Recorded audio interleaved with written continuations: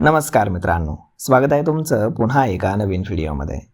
मित्रांनो, भारती एअरटेलचे अध्यक्ष आणि व्यवस्थापकीय संचालक सुनील भारती मित्तल यांनी मुकेश अंबानी आणि गौतम अदानी यांच्या पावलावर पाऊल टाकत व्यवसायाच्या उत्तराधिकारांबाबत एक महत्त्वाची घोषणा केली आहे। गुरुवारी कंपनीच्या अर्निंग कॉल दरम्यान मित्तल यांनी स्पष्ट केलं की येत्या 10 वर्षांच्या आत ते कंपनीची धुरा पुढच्या पिढीकडे सोपवण्याची योजना आखतायत।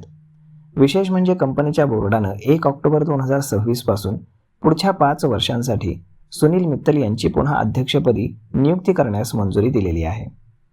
चौथ्या तिमाहीच्या निकालांनंतर भाष्य करताना सुनील मित्तल यांनी निकालावरती नाराजी व्यक्त केली। मोबाईल सेवांमधील नफा वाढवण्यासाठी कंपनी आगामी काळामध्ये ARPU म्हणजेच ॲव्हरेज रेव्हेन्यू पर युजर वाढवण्यावरती भर देणार असल्याचे संकेत देखील त्यांनी दिलेत। सध्या एअरटेलचा ARPU हा 245 रुपयांवरून 257 रुपयांपर्यंत पोहोचला आहे, जो अधिक वाढवण्याचं कंपनीचं उद्दिष्ट आहे।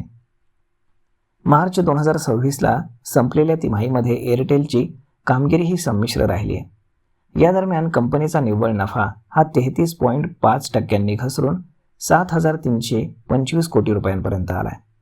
कर आणि अन्य दायित्वांसाठी केलेल्या तरतुदीमुळे नफ्यामध्ये ही घट झाली आहे। एअरटेलनं प्रथमच वार्षिक 2 लाख कोटी रुपयांच्या महसुलाचा टप्पा ओलांडून एक नवीन विक्रम प्रस्थापित केला आहे।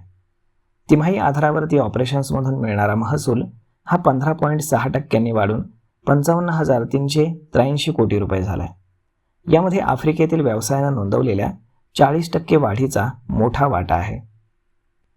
एअरटेलच्या व्यवसायाचा विस्तार वेगानं होत असून मार्च 2026मध्ये कंपनीनं 65 कोटी ग्राहकांचा टप्पा पार केला आहे।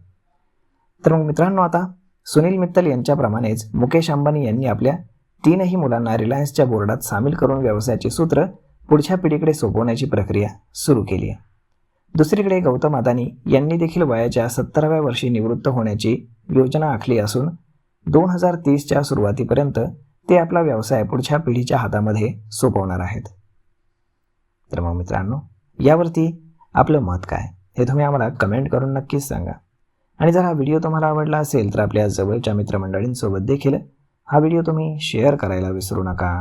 धन्यवाद।